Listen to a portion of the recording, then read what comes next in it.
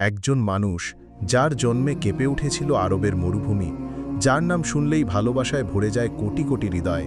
তিনি আমাদের প্রিয় নবী হজরত মুহাম্মদ সাল্লাল্লাহু আলাইহি ওয়াসাল্লাম। ১৪০০ বছর আগে আরবের মক্কা শহরে এক ধ্রুবতারা উদিত হয়েছিল।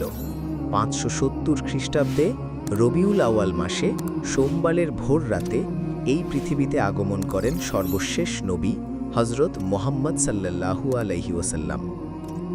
তার পিতা আব্দুল্লাহ ছিলেন কুরাইশ বংশের একজন সম্মানিত ব্যক্তি, কিন্তু দুঃখজনকভাবে রাসূল সাল্লাল্লাহু আলাইহি ওয়াসাল্লামের জন্মের কয়েক মাস আগেই তিনি মারা যান।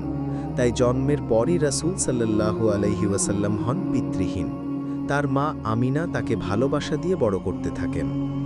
তবে আরবের এক রীতি ছিল, শিশুদের কয়েক বছর মরুভূমির পরিবেশে বেড়ে উঠতে পাঠানো হতো, যেন তারা বিশুদ্ধ ভাষা ও স্বাভাবিক পরিবেশে মানুষ হয়।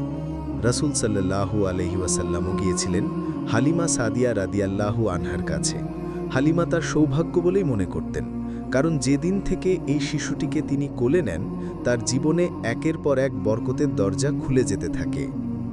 রাসূল সাল্লাল্লাহু আলাইহি ওয়াসাল্লাম ছিলেন ছোটবেলাতেই চুপচাপ, ভাবগম্ভীর আর চিন্তাশীল। খেলাধুলায় মেতে না উঠে তিনি ছিলেন অন্য সবার থেকে আলাদা।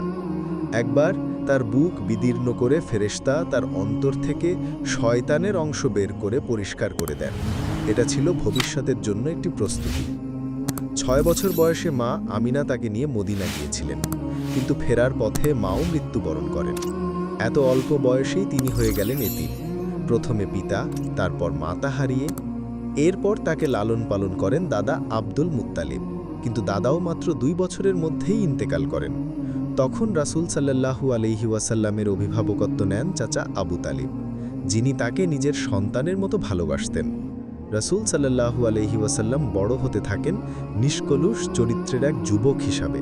তার আচরণ ছিল এত সুন্দর, তার কথাবার্তা এত মার্জিত এবং তার সততা ছিল এত নিখুঁত যে গোটা মক্কা তাকে ডাকে আল আমিন, অর্থাৎ বিশ্বাসযোগ্য।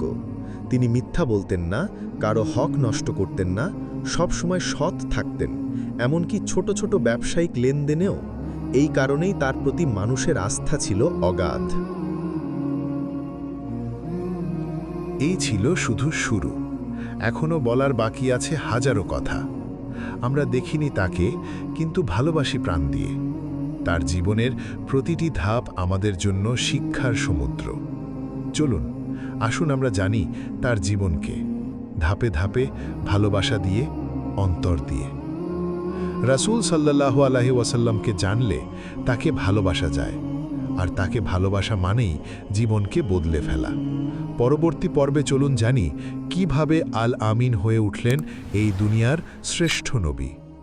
ভিডিওটি যদি হৃদয়ে ছুঁয়ে যায় তাহলে শেয়ার করুন, কারণ আমাদের প্রিয় রাসূল সাল্লাল্লাহু আলাইহি ওয়াসাল্লামের কথা পৌঁছাক প্রতিটি অন্তরে।